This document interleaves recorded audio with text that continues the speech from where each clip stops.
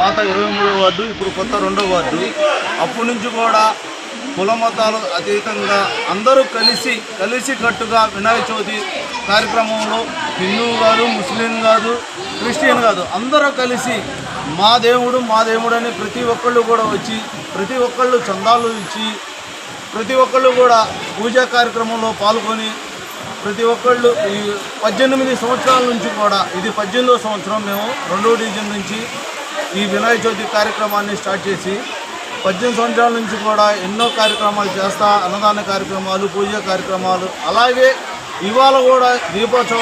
లక్ష దీపోత్సవ కార్యక్రమాన్ని పెట్టాము. రేపు కూడా ఉట్టిగొట్టు కార్యక్రమాన్ని పెట్టి మధ్యాహ్నం తర్వాత లడ్డు వేలంపాట నిమజ్జన కార్యక్రమం 4 దగ్గర నుంచి స్టార్ట్ అవుతుంది. వేలాది మందిగా భక్తులు పాల్గొని ప్రతి ఒక్కళ్ళు, ఆడవాళ్ళని కాదు, మగవాళ్ళని కాదు, ప్రతి ఒక్కళ్ళు వచ్చి స్వామివారికి అభిషేకాలు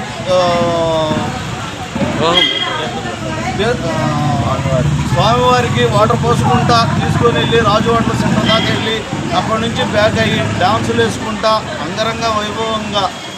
స్వామివారి కార్యక్రమాలు తిలకించడం జరుగుతుంది. చవితి శుభ సందర్భముగా మన వెంకట్రావుపేట 2వ లైన్లో మరి యొక్క